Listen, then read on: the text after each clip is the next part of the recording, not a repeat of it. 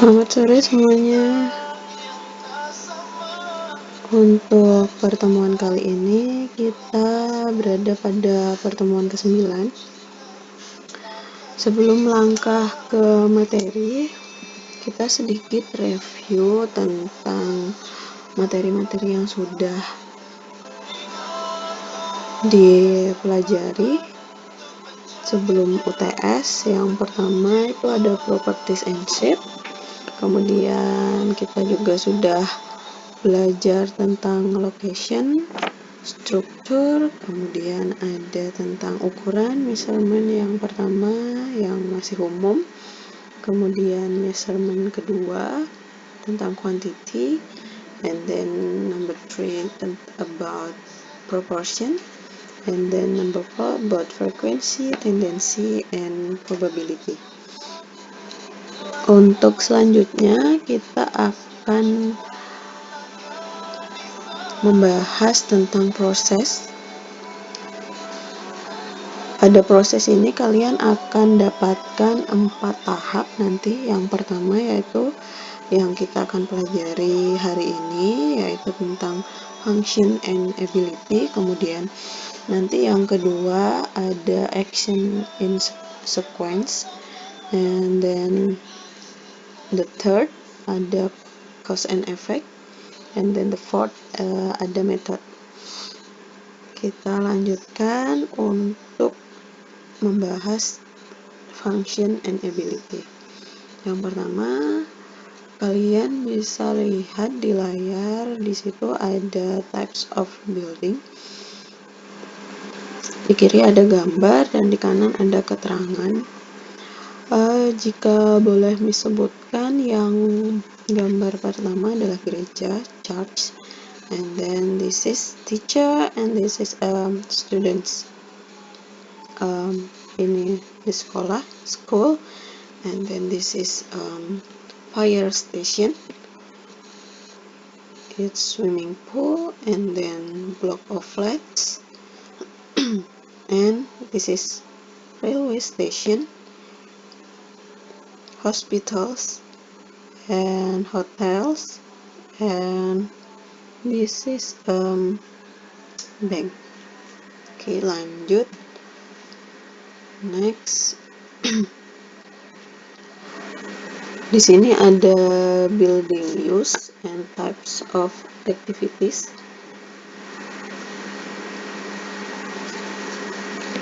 Kita bisa lihat di tabel ada building type, purpose of building, tujuan dibangun itu apa, kemudian example of activity, contoh aktivitasnya, and then space provide, ruangan-ruangan yang ada di sana.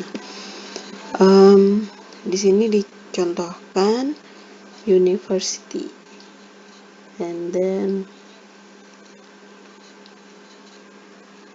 purpose of buildingnya adalah educating 200 students per year. Example of activitiesnya ada giving lectures, and then space provide-nya lecture room. Nah, di sini ada beberapa pertanyaan terkait dari tabel di atas. Yang pertama misalnya, what is the function of a university? Kalian bisa jawab, a university function as a place for educating student, or educating student. Purpose-nya, kita bisa lihat purpose-nya di sini. And then B, what space are provided in the building?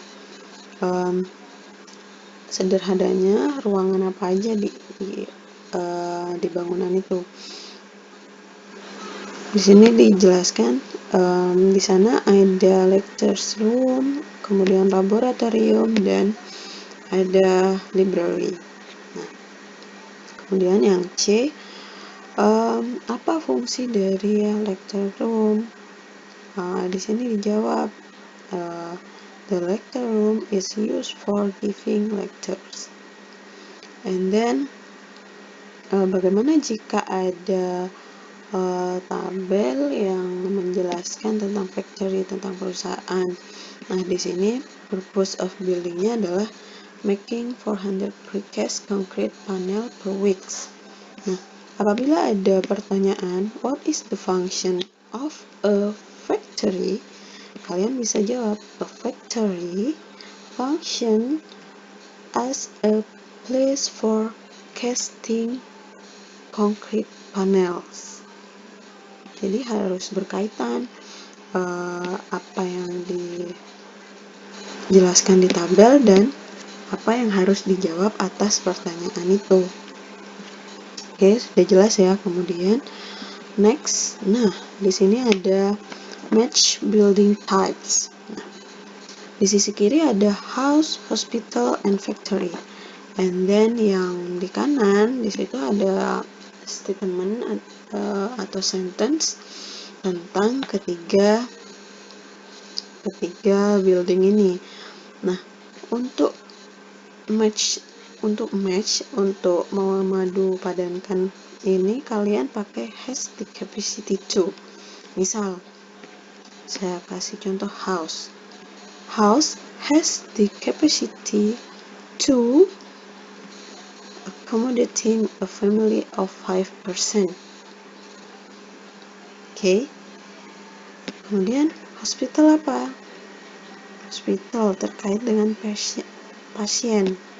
Hospital has the capacity to treat up to 150 pasien per day. And factory has the capacity to make 400 precast panel per week. Okay.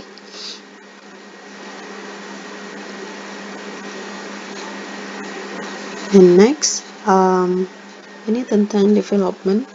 Kalian bisa lihat building di sini. Di sini ada keterangan, ada precipitation, ada hujan, kemudian ada heat, ada panas yang dikeluarkan, kemudian ada noise yang diakibatkan oleh plane, and then load, beban dari snow, dari kemudian heat and natural light, and then air, udara, dan sebagainya. Kalian bisa lihat di sini. Kemudian di sini dijelaskan ada dua statement, ada C dan H di sini. Ada label C dan H. Nah, di C ini dijelaskan thermal insulation itu untuk modify the basic of heat. Kemudian yang H, yang H tentang surface, yang provide surface for activity. Kemudian di sini ada diminta untuk complete tabel berdasarkan gambar dan pernyataan tadi. Di sini ada external envelope sesuai gambar, kemudian elemennya adalah lowest floor, and then main functionnya adalah yang berlabel C dan H tadi. Jadi external envelope, and then untuk pernyataannya yaitu yang di C dan H. Kemudian di sini setelah complete tabel diminta untuk make statement. Jadi dari tabel yang sudah kalian lengkapi, kalian bisa membuat statement seperti ini. The function of the lowest floor include providing surface for activities and the basic of heat. Jadi lowest floor include providing surface, and then modify the basic of heat. Jadi harus sesuai apa yang ada di gambar, harus sesuai yang di tabel. Apa yang ada di statement ini harus juga sesuai dengan tabel dan gambar. Kemudian di sini ada contoh satu lagi. Di kiri itu ada pernyataan seperti itu, kemudian yang di kanan ada pertanyaan. Di sini dijelaskan security untuk keep out intruders, and then fire resistant untuk prevent fire from spreading, and then structure untuk resist load. Di sini ada pertanyaan, what enable the occupants of a building untuk save from fire? Pakai apa? Tentu pakai fire resistance karena prevent fire from spreading. And then kalau ada pertanyaan, what element is designed to untuk support snow loads, kita pakai apa elemennya? Yaitu structure. Kemudian untuk to save from intruders, kita pakai apa? Pakai security. Nah, jadi seperti itu. Jadi ada keterkaitan antara pernyataan yang dijelaskan dengan pertanyaan yang diberikan. Selanjutnya di sini ada tabel, kemudian ada kolom nama dan properties. Di sini ada concrete, propertiesnya adalah low combustibility, kemudian high density and pervious. Kalau aluminium impervious and kemudian corrosion and then high strength. Di sini ada example, ada contoh. An impervious material itu has the ability atau is able to keep out atau is capable of keeping out. Kalian bisa pilih antara ketiga ini. Misal yang dipilih adalah yang di tengah. An impervious material is able to keep out water. Nah, sekarang coba kita make statement about material di tabel. Nah, kita lihat concrete. Dia concrete itu low combustibility. Nah, di sini bisa dibuat statement concrete is capable of withstanding high temperature. Okay.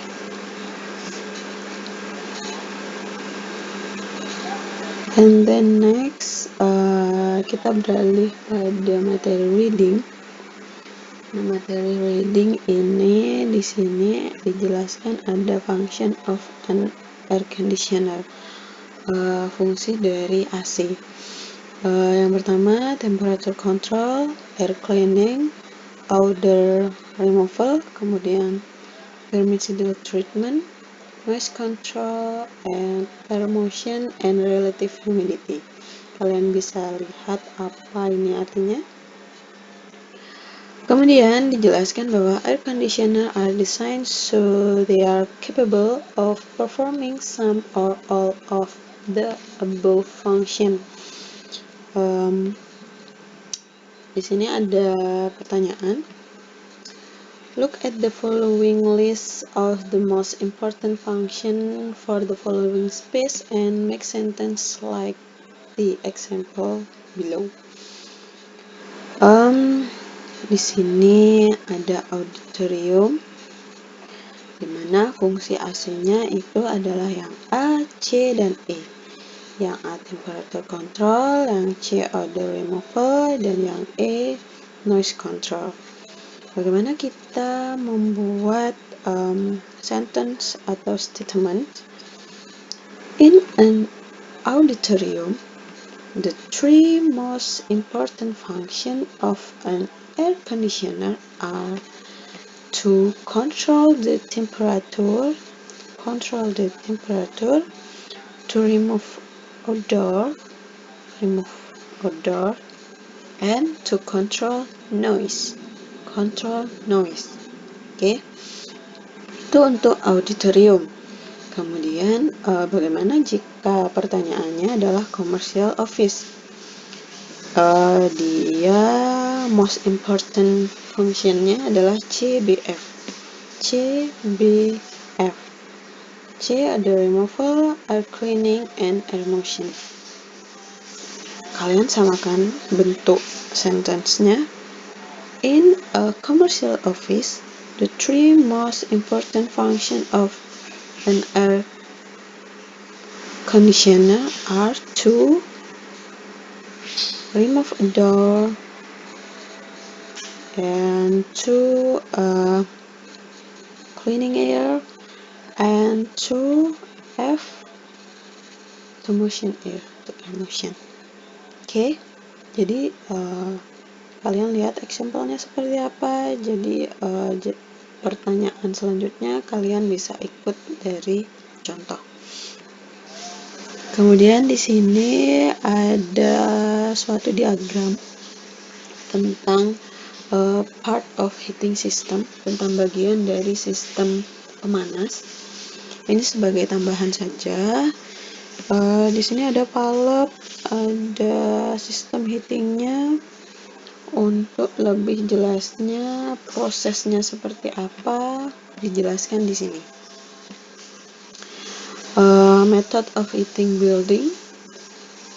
Di sini dijelaskan bagaimana cara-caranya. Jadi untuk mengerti apa yang dijelaskan dari diagram ini, kalian harus tahu artinya. Jadi bagaimana tahu artinya? Kalian harus translate, belajar sendiri. Jadi kalian bisa tahu bagaimana suatu proses itu jika dibahasakan atau dia make paragraph atau diceritakan kembali, itu kalian bisa tahu prosesnya. Jadi tata letak penggunaan kalimat, kemudian bagaimana membuat paragraf. Jadi di sana bisa tahu kalimat utamanya seperti apa. Untuk itu kalian harus translate dulu ini agar tahu struktur bahasanya seperti apa. Jika kalian nanti suatu saat Miss berikan tugas untuk membuat suatu cerita atau suatu paragraf tentang bagaimana proses suatu sistem itu. Oke, jadi ini untuk belajar kalian, tidak Miss jadikan tugas, tapi kalian harus belajar mandiri untuk nanti bekal jika sewaktu-waktu Miss berikan tugas. Oke, thank you for your attention. Untuk the next meeting kita akan membahas proses 2 tentang action in sequence. Di sana kalian akan mendapatkan bagaimana belajar tentang fase-fase pekerjaan, tentang waktu, tentang schedule, dan lain-lain.